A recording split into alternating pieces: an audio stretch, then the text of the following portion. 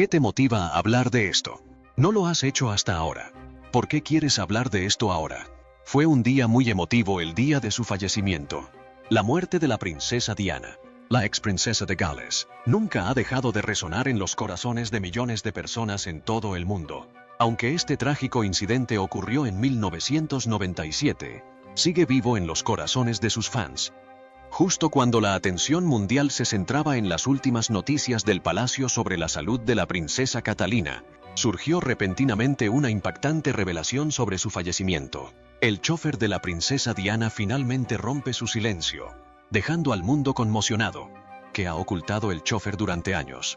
Acompáñanos a desentrañar las sorprendentes revelaciones que el chofer de la princesa Diana reveló en una entrevista reciente. Te dejará boquiabierto. La entrevista de Colin con Good Morning Britain.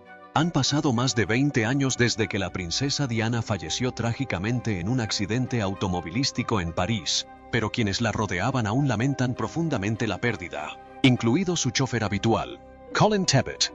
En su primera entrevista televisiva en vivo desde el fatal accidente, Colin contuvo las lágrimas al hablar sobre las consecuencias del accidente. Reveló que siempre se sintió responsable por no haber sido su chofer en esa fatídica noche. Sí, uno siempre se siente responsable, declaró a Kate Garraway y Ben Shepherd de Good Morning Britain el jueves 10 de agosto. Pero antes de revelar todo lo que dijo el conductor en la entrevista, repasemos el incidente ocurrido la noche en que Diana murió. El sábado 30 de agosto de 1997, la princesa Diana salió del aeropuerto de Olbia, Cerdeña, en un avión privado y llegó al aeropuerto de Le Bourget, en París, con el productor de cine egipcio Dodi Fayad, hijo del empresario Mohamed Al-Fayad. Habían hecho escala allí de camino a Londres, tras pasar 9 días juntos a bordo del yate Jonacal de Mohamed en la Riviera francesa e italiana.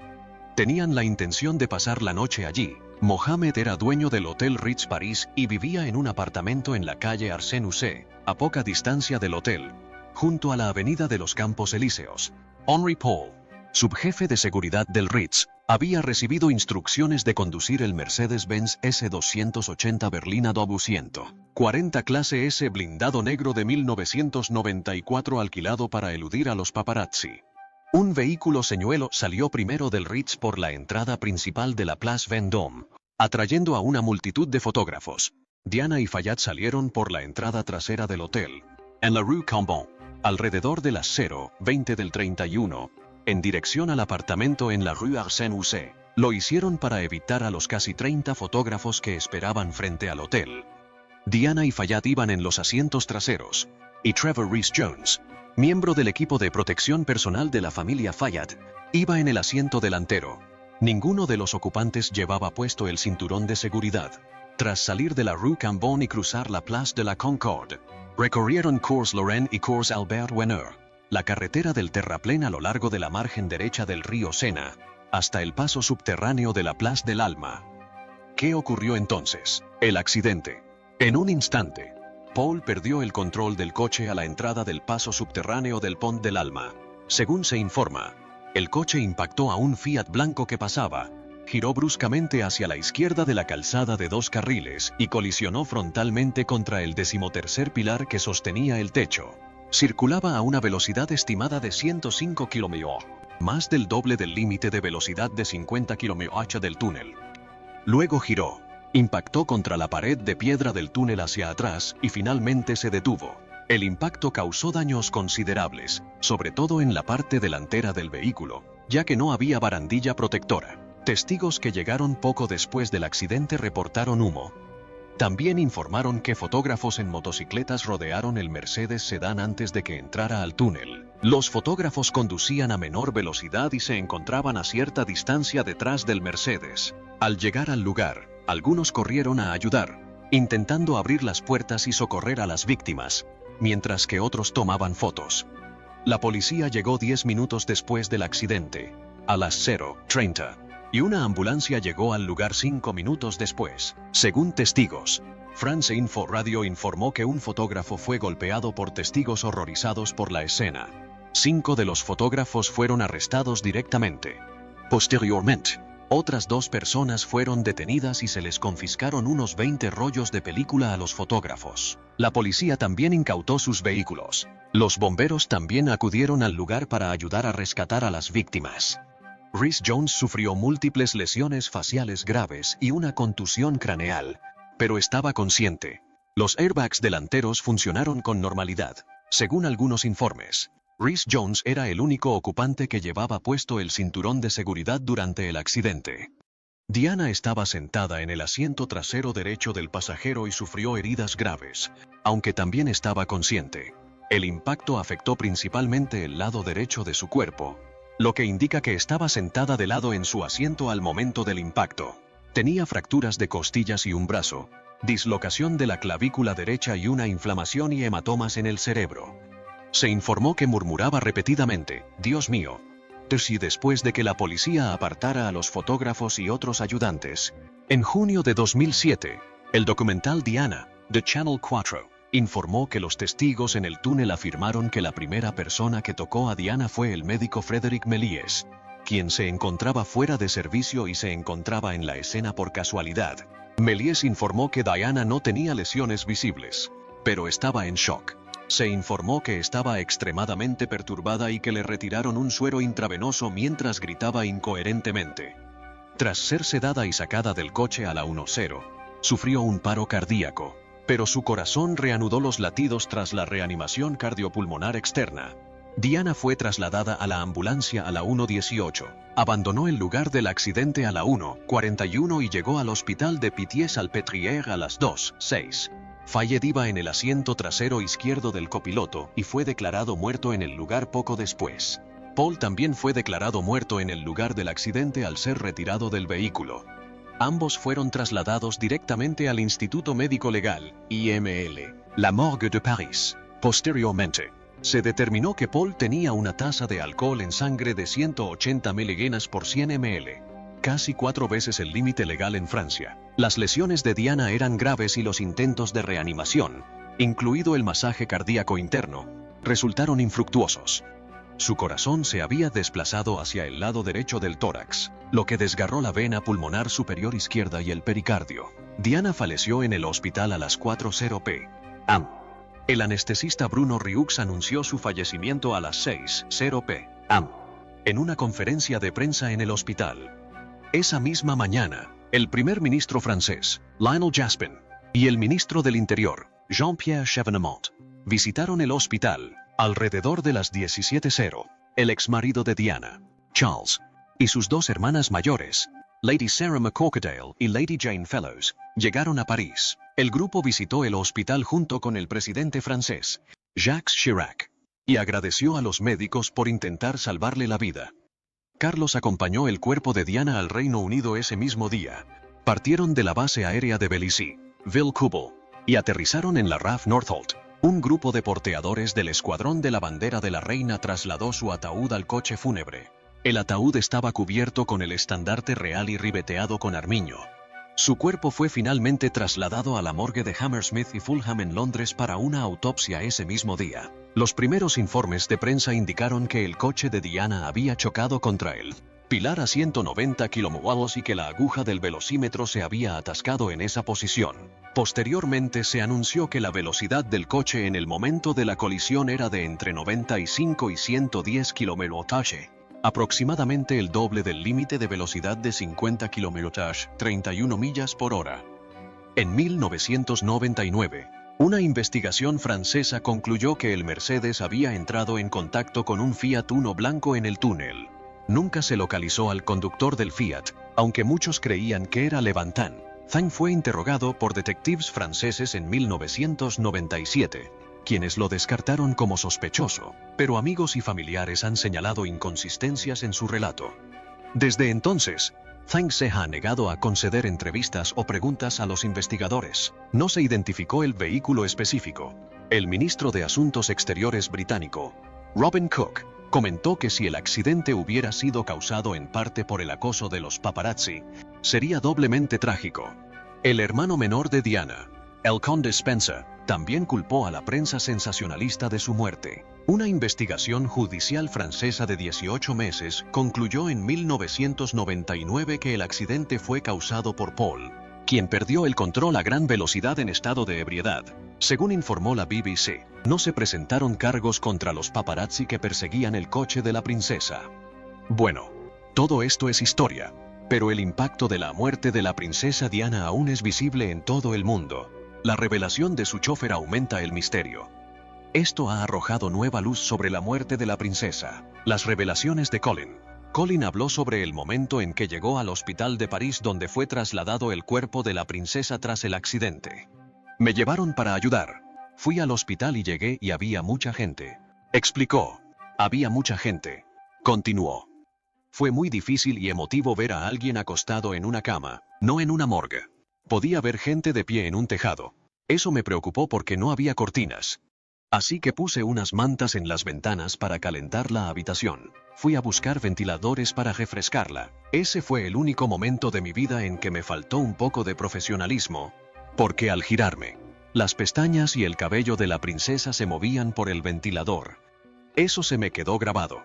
Tuve que darme la vuelta, pensarlo y seguir adelante. Esta declaración demuestra el profundo cariño del conductor por su jefe. Cuando sus anfitriones le preguntaron si podía reconstruir qué había sucedido en el túnel para causar el accidente, Colin respondió, creo que entraron demasiado rápido. En la investigación, eso se resolvió. Colin también habló con cariño de su relación laboral con Diana, pero recalcó que existía una línea divisoria debido a su estatus real. No cruzas esa línea, dijo, hablas con ella cuando te hablan, lo cual era correcto. Ella seguía siendo una auténtica realeza. Pasábamos juntas a menudo en el coche y tenía un gran sentido del humor. No tuve que hacer un crucigrama en 2 años. Esta afirmación demuestra que la princesa nunca perdió el contacto con la realeza, ni siquiera después de su divorcio. Ahora, analicemos más a fondo lo sucedido tras el anuncio de la muerte de la princesa. Recibió un entierro digno de la realeza. Continúe viendo para descubrirlo. Entierro de la princesa Diana. El público fue invitado a firmar un libro de condolencias en el Palacio de St. James. La embajada británica en EU también creó un libro de condolencias. Las 11.000 bombillas de los grandes almacenes Harrods, propiedad de Mohammed Al-Fayed, se apagaron y no se volvieron a encender hasta después del funeral. Durante toda la noche, miembros del Servicio Real Voluntario de Mujeres y del Ejército de Salvación apoyaron a las personas que hacían fila en el centro comercial. Se depositaron más de 1 millón de ramos en su residencia londinense, el Palacio de Kensington. Al mismo tiempo, en la finca familiar de Althorpe, se pidió al público que dejara de llevar flores, ya que se decía que la afluencia de visitantes y flores en las calles aledañas representaba una amenaza para la seguridad pública.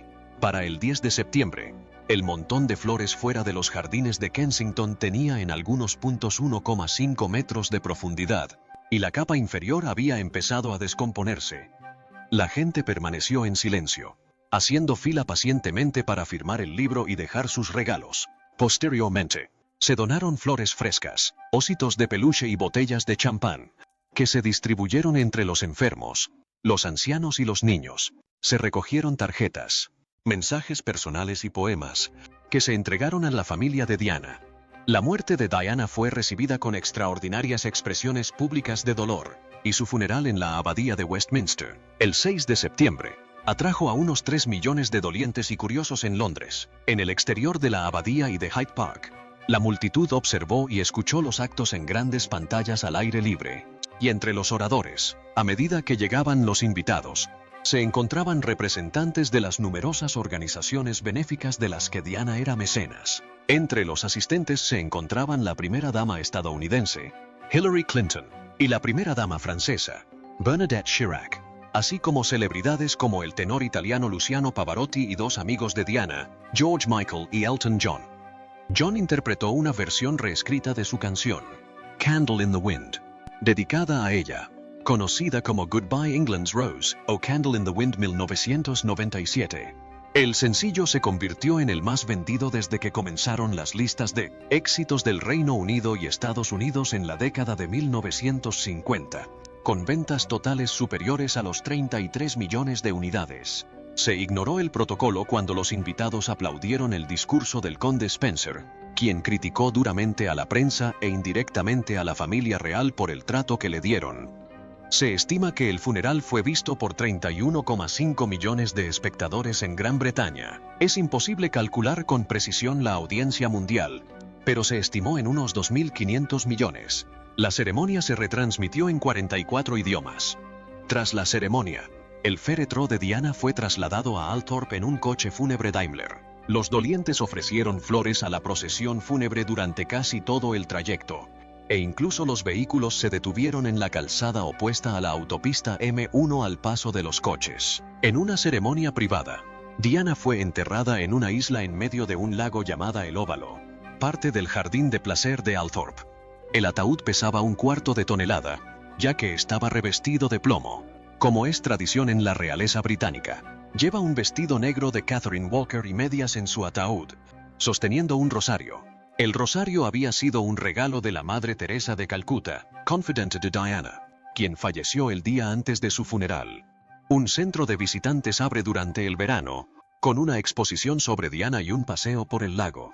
Todas las ganancias se donaron al fondo conmemorativo de la princesa Diana de Gales. Pero después de esto, se desató una batalla en la familia real. Sigue viendo para descubrirlo. Reacciones de la familia real. La reina Isabel II expresó su consternación por la muerte de Diana. Luego, el príncipe Carlos despertó a sus hijos antes del amanecer para darles la noticia. Tras el anuncio del fallecimiento, el sitio web de la familia real eliminó temporalmente todo su contenido. Lo reemplazó con un fondo negro, mostrando una foto de Diana acompañada de su nombre, fecha de nacimiento y fecha de fallecimiento. También se puso a disposición del público un libro de condolencias en línea para que publicara sus homenajes personales. El domingo por la mañana, tras el fallecimiento de Diana, la reina, los príncipes Carlos, Guillermo y Harry vistieron de negro para asistir a los servicios religiosos en Crathy Kirk, cerca del castillo de Balmoral. Posteriormente, la familia real emitió un comunicado en el que afirmaba que Carlos, Guillermo y Harry se sentían fortalecidos por el apoyo público, profundamente conmovidos y enormemente agradecidos por él. Los príncipes Andrés y Eduardo se reunieron con los dolientes frente al Palacio de Kensington como medida de precaución para sondear el ánimo del público, y Eduardo visitó el Palacio de St. James para firmar el libro de condolencias. De camino de Crathy Kirk a Balmoral, la reina, el príncipe Felipe, Carlos, Guillermo y Harry contemplaron las ofrendas florales y los mensajes dejados por el público. Carlos y sus hijos regresaron a Londres el viernes 5 de septiembre. Visitaron Londres sin previo aviso para ver las ofrendas florales depositadas frente al Palacio de Kensington. La reina, quien regresó a Londres desde Balmoral acompañada por el príncipe Felipe, la reina madre y la princesa Margarita, accedió a una transmisión televisiva a la nación. Presenció las ofrendas florales frente al Palacio de Buckingham y visitó la capilla real del Palacio de St. James, donde descansa el cuerpo de Diana, y se reunió con la multitud que hacía fila para firmar los libros de condolencias. El hermano de Diana, el conde Spencer, y su excuñada, Sarah, duquesa de York, también visitaron el Palacio de St. James. La reina y el resto de la familia real fueron criticados por su estricto apego al protocolo, y sus esfuerzos por proteger la privacidad de los afligidos hijos de Diana se interpretaron como una falta de compasión. En particular, la negativa del Palacio de Buckingham a izar el estandarte real a media asta provocó titulares indignados en la prensa. La postura del palacio se apegaba al protocolo real. Ninguna bandera podía ondear sobre el Palacio de Buckingham, ya que el estandarte real solo ondeaba cuando el monarca se encontraba en la residencia, y la reina se encontraba en Escocia en ese momento. El estandarte real nunca ondeaba a media asta, ya que era la bandera del soberano. Nunca había interregno ni vacante en la monarquía, ya que el nuevo monarca sucedía inmediatamente a su predecesor. Finalmente, como solución de compromiso, la bandera de la Unión ondeó a media asta cuando la reina partió hacia la abadía de Westminster el día del funeral. Esto sentó un precedente, y posteriormente el Palacio de Buckingham ondeó la bandera de la Unión cuando la monarca no se encontraba en la residencia. Los medios de comunicación informaron sobre una disputa entre el príncipe Carlos y el secretario privado de la reina, Sir Robert Fellows, cuñado de Diana, por la naturaleza del funeral. Carlos exigió un funeral público y Fellows apoyó la idea de la reina de uno privado. Posteriormente, el palacio emitió un comunicado desmintiendo dichos rumores. También se mantuvieron conversaciones con la familia real Spencer y la familia real británica sobre si era necesario restaurar póstumamente el estilo de Su Alteza Real la Reina Diana. Aún así, la familia de Diana decidió que iría en contra de sus deseos y no se presentó ninguna oferta formal. El comité funerario del Palacio de Buckingham quería que Guillermo y Enrique tuvieran un papel más destacado en el funeral de su madre, y los funcionarios de Downing Street sugirieron que pudieran formar parte del cortejo fúnebre, pero se encontraron con la oposición del príncipe Felipe, quien, según se informa, declaró: acaban de perder a su madre. Están hablando de ellos como si fueran mercancías. El príncipe Harry declaró en 2017 que la muerte de su madre le causó una profunda depresión y dolor. Posteriormente, declaró que lo que experimentó tras la muerte de su madre fue, en gran medida, una lesión por estrés postraumático. William tenía 15 años y Harry 2 cuando Diana falleció. Los niños recibieron mechones del cabello de su madre de su tía, Lady Sarah McCorquodale, a su regreso de París. Según Harry, años después, William y Harry defendieron las acciones de su padre y su abuela tras la muerte de su madre. Harry describió el papel de su padre: nuestro padre estuvo ahí para nosotros. Era el único de los dos que quedaban, y se esforzó al máximo para asegurarse de que estuviéramos protegidos y cuidados. William habló de su abuela. En aquel entonces, mi abuela quería proteger a sus 2 nietos y también a mi padre. Nuestra abuela retiró deliberadamente los periódicos y demás, para que no hubiera nada que leer en casa. La hermana de Diana, Lady Sarah McCorquodale, defendió la decisión de la reina. Hizo lo correcto. Si yo hubiera estado en su lugar, lo habría hecho. El primer ministro británico, Tony Blair, declaró estar profundamente devastado por la muerte de la princesa. El presidente estadounidense Bill Clinton declaró que él y su esposa, Hillary Clinton, sintieron una profunda tristeza al enterarse de su fallecimiento. Kofi Annan, secretario general de las Naciones Unidas, afirmó que su fallecimiento había privado al mundo de una voz coherente y comprometida para mejorar la vida de los niños que sufren en todo el mundo. En un telegrama de condolencias, el canciller alemán Helmut Kohl expresó que Diana también se había convertido en víctima de una competencia cada vez más brutal e inescrupulosa por parte de algunos medios de comunicación. En Australia, el viceprimer ministro Tim Fischer condenó a los paparazzi por su cobertura exagerada de Diana. El presidente ruso, Boris Yeltsin, elogió la labor benéfica de Diana diciendo que todos conocen la gran contribución de la princesa Diana a la caridad, no solo en Gran Bretaña, pero que lo más sorprendente es la reacción pública ante su muerte. Les sorprenderá descubrir que no todos estaban completamente arrepentidos por la muerte de la reina. Reacción pública a la muerte de Diana. En Londres, miles de personas llevaron ramos de flores y se congregaron frente al Palacio de Buckingham tras la noticia. La gente empezó a llevar flores una hora después de que se supiera la noticia. La BBC izó sus banderas a media asta. Tanto la radio como la televisión transmitieron el himno nacional británico, Dios salve al rey, en respuesta a la muerte de Diana. Como precedente para la muerte de un miembro de la familia real, Ted Hughes publicó una elegía para conmemorar su fallecimiento. Los eventos deportivos en el Reino Unido se reprogramaron con demandas de dimisión del director ejecutivo de la Asociación de Fútbol de Escocia debido a su demora en la reprogramación del partido clasificatorio de Escocia para el Mundial. En Estados Unidos, su muerte causó conmoción. En San Francisco, unas 14,000 personas marcharon por la ciudad en una procesión el 5 de septiembre para rendir homenaje a Diana, en honor a su labor en favor de los pacientes con SIDA.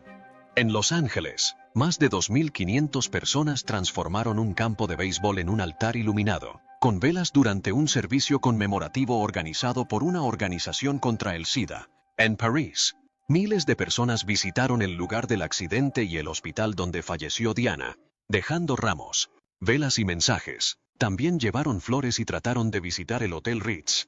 En vísperas del funeral, 300 miembros de la comunidad británica en París participaron en un servicio conmemorativo. Las víctimas de minas terrestres en Angola y Bosnia también honraron a Diana con servicios separados, destacando cómo sus esfuerzos habían contribuido a crear conciencia sobre el daño causado por las minas terrestres. En Bosnia, una sobreviviente de minas terrestres, Jasminko Bjelic, quien había conocido a Diana tan solo 3 semanas antes, dijo, era nuestra amiga. En Egipto, la patria de Dodi Fayad, la gente visitó la embajada británica en el Cairo para rendir homenaje y firmar un libro de condolencias. Tras su fallecimiento, muchas celebridades, incluyendo actores y cantantes, culparon a los paparazzi y condenaron su comportamiento imprudente. La muerte de Diana afectó principalmente a personas que ya eran vulnerables y que podían identificarse con ella como una figura pública percibida como psicológicamente problemática, pero que parecía haber logrado una adaptación constructiva. Otra investigación describió la muerte y el funeral de Diana como factores de estrés traumáticos con impactos psicológicos comparables a los factores de estrés tradicionales identificados en la literatura sobre trauma. En los días posteriores a su funeral, se observó un aumento en el número de ingresos hospitalarios inapropiados. En contraste, el número de ingresos por lesiones traumáticas disminuyó durante al menos 3 meses, lo que indica un posible cambio en los hábitos de conducción de las personas. Su muerte también se asoció con una reducción del 30% en las llamadas a la policía y del 28% en los delitos contra el orden público. Sin embargo, a pesar de su efecto en el aumento de la depresión y el estrés traumático, no se observó un aumento significativo en el número de urgencias psiquiátricas en Edimburgo. El duelo nacional por Diana tuvo un impacto económico. A corto plazo, el Centro de Investigación Económica y Empresarial, CEBR, estimó que las ventas minoristas cayeron un 1% esa semana. La congestión vehicular en el centro de Londres, provocada por la multitud que acudía a los palacios para rendir homenaje, también afectó negativamente a la productividad, y el CBR estimó que esto costaría a las empresas 200 millones de libras, o una pérdida total del 0,1% del Producto Interior Bruto, PIB, para el tercer trimestre de 1997. Sin embargo, a largo plazo, el CBR preveía que el aumento del turismo y las ventas de recuerdos compensarían esta situación. Algunos criticaron la reacción a la muerte de Diana en aquel momento, calificándola de histérica e irracional. Ya en 1998, el filósofo Anthony O'Hear identificó el duelo como un punto de inflexión en la sentimentalización de Gran Bretaña, un fenómeno impulsado por los medios donde la imagen y la realidad se difuminan. El líder de la banda Oasis, Noel Gallagher, respondió a la reacción con «La mujer ha muerto. Cállate. Supéralo». Estas críticas se repitieron en el 10º aniversario del accidente, cuando el periodista Jonathan Freedland, de The Guardian, opinó que se había convertido en un recuerdo vergonzoso, como una entrada sensiblera y autocompasiva de un adolescente en un diario. Nos estremece pensarlo. En 2010, Theodore Dalrymple sugirió que el sentimentalismo, tanto espontáneo como generado por la atención exagerada de los medios, necesario para convertir la muerte de la princesa en un acontecimiento de tal magnitud, cumplía así un propósito político, un propósito inherentemente deshonesto, de un modo similar a la deshonestidad que subyace a gran parte del sentimentalismo. Las reacciones tras la muerte de Diana fueron criticadas por Christopher Hitchens. Su documental de 1998, Princesa Diana, El luto después, acusó a los medios británicos de desempeñar un papel esencial en la creación de un culto a la personalidad nacional, indiscutible y, en ocasiones, histérico, en torno a Diana, mientras que anteriormente habían sido extremadamente críticos con ella y la monarquía tras su separación y divorcio de Carlos y su romance con Dodi Fayed. Hitchens afirmó que el público se comportó de forma irracional y que muchos ni siquiera sabían por qué estaban de luto. También examinó el nivel de censura contra las críticas a Diana y a la monarquía, pero fue acusado, en una reseña de The Independent, de exagerar en este punto. Las ventas de la empresa privada cayeron 1/3 después de publicar una portada titulada «Los medios tienen la culpa», que intentaba criticar el cambio repentino en la opinión de los medios y del público sobre Diana tras su muerte. De crítica elogiosa. Las opiniones de Hitchens fueron posteriormente respaldadas por Jonathan Freedland, de The Guardian, quien también cuestionó el motivo del estallido de histeria colectiva tras la muerte de Diana y lo describió como un episodio en el que el público británico perdió su calma característica y se vio inmerso en 7 días de falso sentimentalismo, asusado por los medios y cuya insignificancia quedó demostrada al desvanecerse tan rápido como había aparecido. Al comparar el funeral de Diana con el de Winston Churchill, Peter Hitchens observó la diferencia en la autodisciplina y la actitud de la gente. En ambos eventos históricos, se mostraron más comedidos en el funeral de Churchill, pero poco ingleses en el de Diana. Algunos analistas culturales discreparon. La socióloga Deborah Steinberg señaló que muchos británicos asociaban a Diana no con la familia real, sino con el cambio social y una sociedad más liberal. No creo que fuera histeria. La pérdida de una figura pública puede ser un punto de referencia para otros temas. Carol Wallace, de la revista People, dijo que la fascinación por la muerte de Diana se debía a que el cuento de hadas no tuvo un final feliz en dos ocasiones, primero cuando se divorció y ahora que falleció. Al reflexionar sobre el evento en la docuserie de Apple TV Plus de 2021, The Me You Can't See, el hijo de Diana, el príncipe Harry, dijo que le sorprendió la reacción del público ante la muerte de su madre. Refiriéndose al día de su funeral, dijo: «Simplemente estoy caminando y haciendo lo que se esperaba de mí», mostrando una décima parte de la emoción que todos los demás mostraban. «Esta era mi madre. Ni siquiera la conociste». En sus memorias, Spare menciona haber conocido a gente del público tras la muerte de su madre, y cientos de manos que nos plantaron una y otra vez frente a la cara, a menudo con los dedos mojados. ¿De qué?, me pregunté. Lágrimas. Lo entendí. Me disgustaba el roce de esas manos. Es más, me disgustaba cómo me hacían sentir culpable. ¿Por qué lloraba toda esa gente cuando yo no lloraba ni podía llorar? Esta afirmación muestra una ironía en el supuesto dolor del hijo de Diana. Años después de su muerte, se encargaron muchos monumentos en su honor. Como monumento temporal, el público adoptó la Llama de la Libertad, un monumento cerca del túnel del Puente del Alma, relacionado con la donación francesa de la Estatua de la Libertad a Estados Unidos. Los mensajes de condolencia se han eliminado desde entonces y su uso como monumento conmemorativo a Diana se ha interrumpido, aunque los visitantes aún dejan mensajes en su memoria. Un monumento permanente, la fuente conmemorativa de Diana, princesa de Gales, fue inaugurado por la reina en Hyde Park, Londres, el 6 de julio de 2004, seguido de una estatua en el jardín hundido del Palacio de Kensington, que sus hijos inauguraron el 1 de julio de 2021. ¿Qué opinas de la narración? Compártela con nosotros en la sección de comentarios. Gracias por ver este video. Antes de cerrar, mira otros videos en tu pantalla.